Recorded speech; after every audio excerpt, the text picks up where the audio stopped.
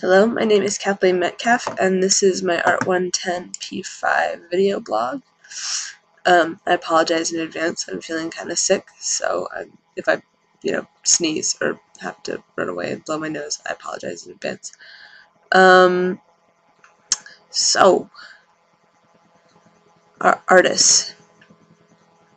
One of the other girls in my group, actually, she made the final choice on our artist, Kim Dwinell, but it turned out she was really, really interesting. She started as an animator. Was really inspired by Disney cartoons when she was a kid. Um, uh, she went to Cal State Fullerton for illustration apparently, and when she was there, they really didn't have anything in terms of animation. So she said that she went around looking for like different classes and internships and things to kind of make her own education, which I thought was pretty cool and independent of her. And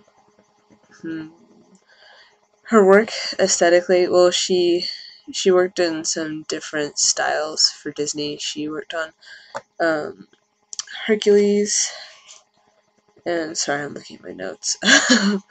Hercules, and then she worked on Mulan in Florida. She worked on Tarzan and The Emperor's New Groove.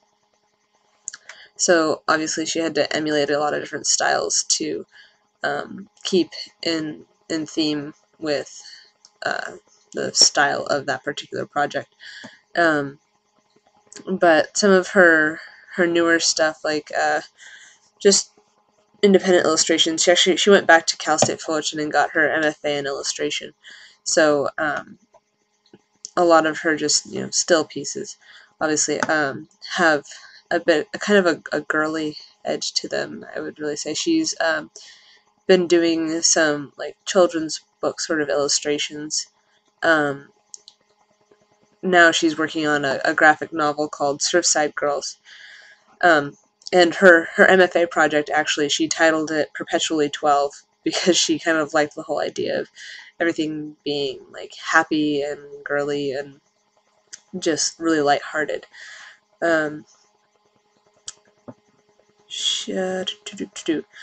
We didn't actually meet with her in her studio today.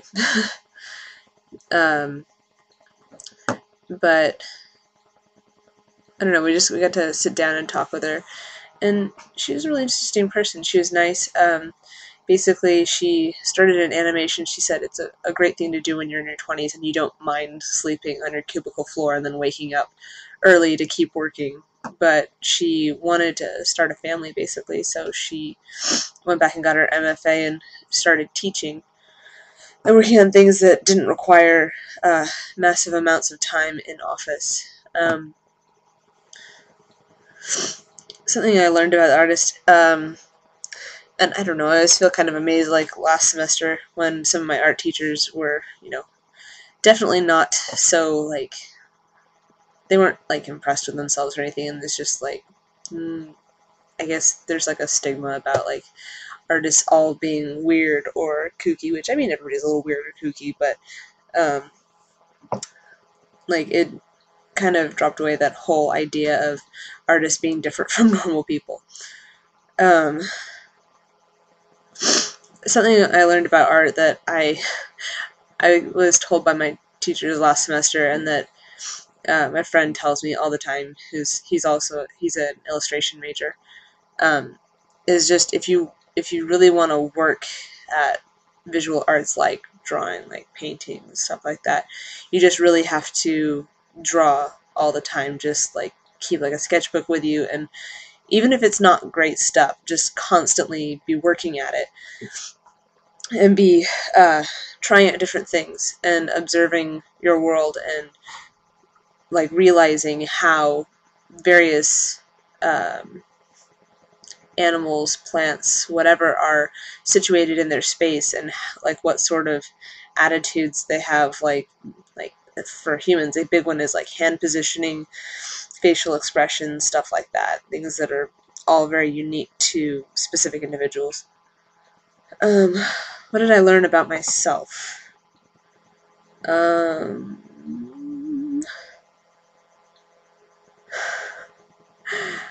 um, that's a good question. I'll come back to that in a second. For our VR installation, that was kind of a side note when we were talking to our artist today. I think partly because me and the other two girls that I'm working with, we weren't exactly sure what the VR installation is supposed to be, just because we're not all that familiar with Second Life, and Glenn hasn't talked about it much as of yet. And there's, I couldn't really find much on iWitka about that virtual reality installation. Um, and back to something I learned about myself. I think the reason that Kim Dwinell, our artist, told us that she got into animation is the same reason that I went from animation to film. She said she got into it because she was really fascinated by not only the art aspect of it, but the motion and how well it was executed. And that's something that I find really interesting with film is that, granted, I'm not actually making the subjects that are making it the film, but I'm working with shot composition, and I'm controlling what my audience is seeing to elicit an emotion from them that you might not necessarily get with something like a stage play where people are looking around at all different parts of the set and all the different actors and not necessarily always paying attention to what you want them to pay attention to, which is what you have complete control over with film and in animation. Um, and so, I don't know, I think I'm like realizing why I'm just so excited to be working on something that I find interesting and very open, something that I can manipulate a lot and play around with, but still have kind of a set structure where I can. This is sounding kind of funny because I'm a little dopey right now and sleepy, but it's just a situation where I can push my own boundaries, but not in such a way that people are like confused by it, like abstract art, where it's something that can be understood easily, but then there's still so much below the surface layer of what you think you're seeing. Um, so I'm realizing why I'm doing what I'm doing, so that was kind of reassuring. And a little bit on the reading for this week, Nike Ground. I liked it, just saying. Even Franco have guts to pull something like that with such a big company as Nike, which can really, unless you can seriously disappear, you can get in serious legal trouble and owe a lot of people a lot of money, which is kind of terrifying for someone like me who, at this point, as a college student, has no money whatsoever. But I don't know, I thought it was an interesting concept and an interesting commentary on the people in that area who surprisingly didn't put up a whole lot of stink about an area that was kind of pivotal for their city.